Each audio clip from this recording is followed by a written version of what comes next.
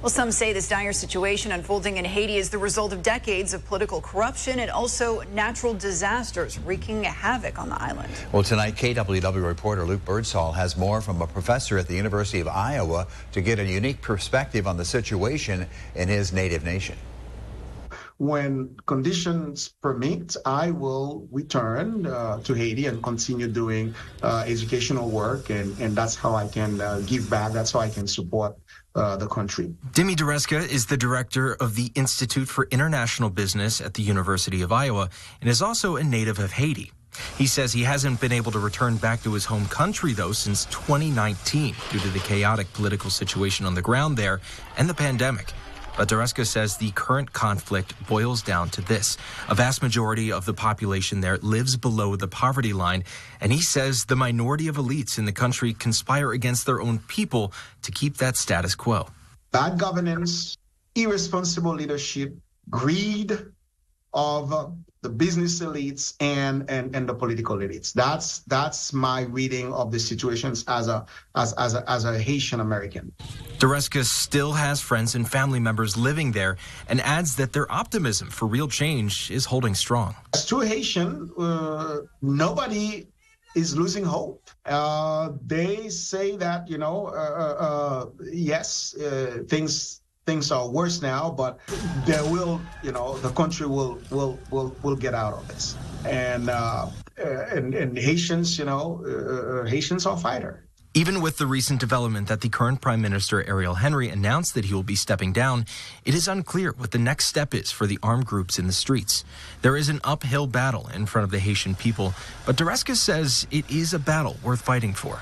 I think it's the responsibility of the Haitians themselves to take their own destiny at hands, to stop fighting, to put the country in a true development path. They have to come up with a solutions that they want and what kind of country you want to have.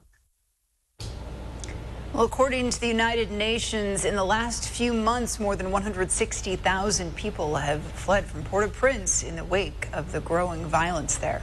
Governor Reynolds, as we told you earlier, was in Greenfield today surveying the damage firsthand. The big tornado left behind yesterday. The administrator of FEMA will be on the ground in Greenfield tomorrow to do the same from the federal level.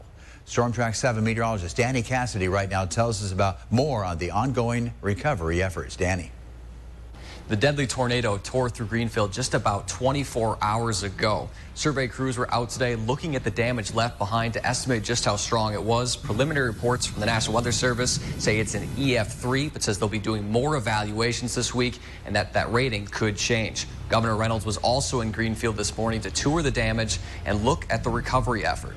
So it is just horrific. It's hard to describe until you can actually see it, the devastation. And it's just, but at the same time, I can't begin to tell you just how heartwarming it is to see just everybody out there helping each other. A friend was going through a neighbor's place looking for photos and just personal items that she could get back to the owner. So you just see that over and over. She also thanked law enforcement, first responders, and everyone who came to help. You know, we prepare for incidences like this. The emergency management team, they prepare for it, and everybody executed like they needed to do. And they got people where they needed to be and got them the help that they needed and the resources. Reynolds is also working to get additional federal funding to help those affected by the storms. As of right now, we do know that unfortunately some people did die and lots of others were hurt, but officials have not yet given a specific number, saying this is still a search and rescue effort. And ahead of that big Final Four game, a University of Iowa student is showing his support in a very creative way, and it all started with a Rubik's Cube. Brian Dang is a fourth-year dental student at the University of Iowa with a knack for art. In dentistry, it's very artistic. Like, we change people's smiles. There's a lot of things we can do. He can also do puzzles, especially Rubik's Cubes. I've always been nerdy with all these puzzles that cause a lot of suffering to a lot of people. I'm one of those weird people who like to suffer a little bit. So as Caitlin Clark and the Hawkeyes have captivated the country, he decided to combine his interests in honor of the rising star. See patients coming in here at the school, everyone talks about Caitlin Clark. Even my teachers, faculty, it's like how much she's just making this game elevated. After some careful planning with a pixelated image, he went to work. Then I solved each individual Rubik's Cube, which this one's 720. That's right, 720 Rubik's Cubes later, his masterpiece was complete, and word quickly spread. So I showed a couple people, and they're like, wow, this is amazing. And it got to our newsletter, and then I think that sort of started picking up. As for where this iconic image goes from here, it's anyone's guess, but Brian does have a suggestion. She autographs it and we put it in Carver. That would be amazing. New tonight in Waterloo, sports fans came together today to look at top dollar memorabilia and got a special visit from one former Waterloo athlete. KWWL reporter David Warrington has more. The Iowa chapter of Pinstripe Faithful, a New York Yankees fan club based in Waterloo, welcomed Homer Bush back to Iowa. The former New York Yankee, who won a World Series with the team in 1998, spent a year playing minor league baseball for the Waterloo Diamonds, a Class A team that existed from 1989 until 1993. After playing here in '93, my career took off. It probably was one of the best minor league seasons I had. I flew up the ranks as far as being a prospect with the Padres. So I have a lot of fond memories here, a lot of success. Has some really cool teammates. Bush was far from the only future big leaguer on that team. He reflected on the talent that roster had. I was going over our roster from that particular season, and that's 6-7 guys that, made it to the major league. So it was a pretty talented a group of guys, so it was just a special year for me in '93 all around. During his return to Waterloo, Bush was also able to visit Riverfront Stadium, the current home of the Waterloo Bucks, where the Diamonds played during their existence. Bush described his experience in the majors. I missed the checks, yeah, no doubt. But I tell you what, the travel was cool, and you having access to all these really cool facilities, and just hanging out with the guys for 6, 7, 8 months out of the year was special. Former UNI and NFL lineman Chad Reinhardt was also a featured guest at today's event. Throughout the event, several different sports memorabilia were available, including several signed by pro athletes. In Waterloo, David Warrington, News 7, KWWL. Bush has also coached baseball after his professional career ended, including most recently in the Atlantic League of Professional Baseball. New tonight out of Johnson County, Iowa City has a new tool to assist its first responders in the event of any emergency. It's called Community Connect. It's a new initiative from the Iowa City Fire Department to give responders a better sense of a unique situation when they have to respond. KWWL reporter Luke Burdsall talking to the Iowa City Lieutenant today, who is spearheading this Iowa City initiative. In Iowa City, there's a brand new effort to modernize emergency response.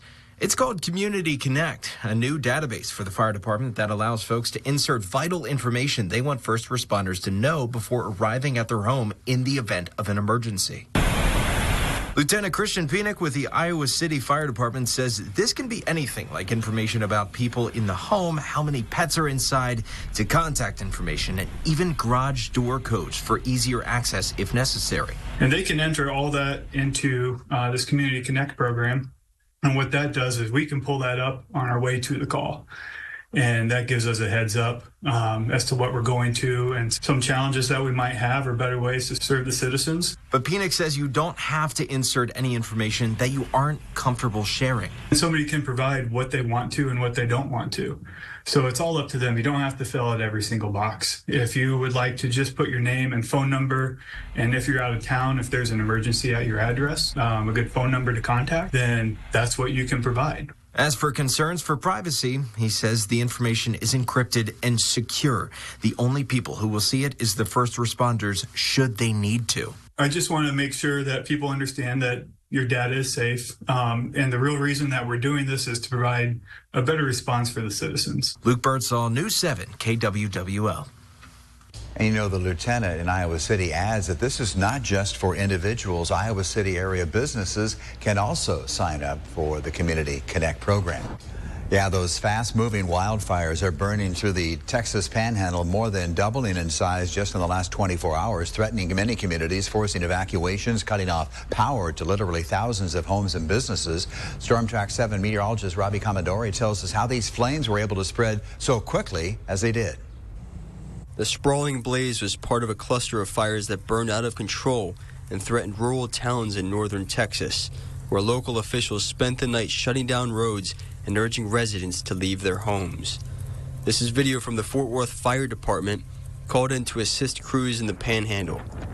Strong winds, dry vegetation, and unseasonably warm temperatures fed the flames.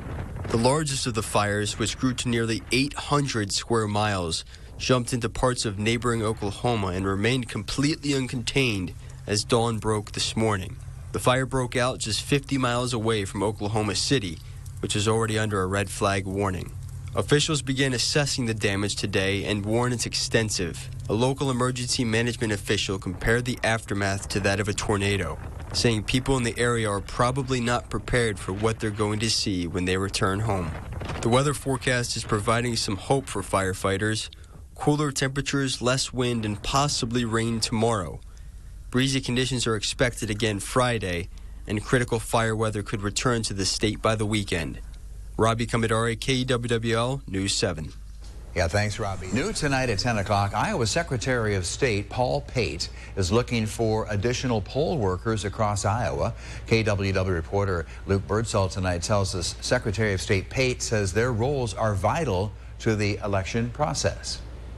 Whether it's guiding voters at the door of the polling place or actually counting the individual ballots, poll workers in Iowa are critical to ensuring fair and safe elections. This weekend, Iowa's Secretary of State Paul Pate says that they're being honored for their work. This Sunday is National Superhero Day, and I know when you hear that, you're thinking, oh, that's Spider-Man and Captain America and those kind of people. And it's so much more than that. As we recognize our folks, the law enforcement, our firefighters, our nurses, and people like that who are our heroes in so many ways, there's another group that we wanted to recognize, and that's our poll workers. Having a familiar face be your guiding light at your local polling place is the reason Pate says Iowa's elections go off without a hitch. They're your friends and your neighbors, people you go to church with, work with. That's, to me, very crucial, particularly in a time right now when we're dealing with so much election misinformation and disinformation. We need people like that who you might feel more comfortable and trusting because they're your friends and neighbors. Pate says the state could always use more helping hands when it comes to elections, though. He says the voters in this state deserve to have peace of mind when they cast their ballot. There's no redos for elections. It's so important we get it right. And we've been very fortunate in our state. We're ranked one of the top states in the country when it comes to running elections. Luke Birdsall, News 7, KWWL. Today, college football was played in Kinnick Stadium, but not in the way that you would expect it. KWWL's David Warrington has more on this unique fundraiser in Iowa City. Gamers from around the state came to Kinnick Stadium on Saturday, competing in a single-elimination college football 25 tournament to help raise money. Tyler Adams, the associate director of the Children's Miracle Network, was very pleased with the turnout. First-year event, we've got 70 people in this tournament today, and we've got over 220 people who signed up to either compete or spectate. And then between volunteers, players, our staff members, we've got close to 300 people who are here today. It was a $25 fee to attend the event, with $200 being required to compete in the tournament. That tournament entry also came with access to Duke Slater Field at Kinnick Stadium, with proceeds going to the Stead Family Children's Hospital. Adams explained why Kinnick Stadium was the perfect venue for today's event. It's the home of the best tradition in college sports. We've got the Wave. We've got just such a strong tradition and history of college football here at Iowa, and we couldn't think of a better venue to host a video game tournament of college football than at Kinnick Stadium. And here a little bit later, we're actually going to be having the championship game on the Jumbotron, followed by the Hawkeye Wave after the first quarter. So we'll get a little bit of that game day action, even though it's a bye week. There were also several Hawkeye football players in attendance today, with Le'Shawn Williams, Jacob Gill, and Brendan Sullivan all stopping by the event. Those three guys are just tremendous. I mean, taking time out of your weekend, especially on your bye week when time is such a valuable asset, like we have so much appreciation for those guys to come out, support their community in this way, and interact with the kiddos, play games with folks. It's just been really cool to see them. In Iowa City, David Warrington, News 7, KWWL. Around 300 people came to today's event, a big turnout for what organizers hope will turn into an annual event.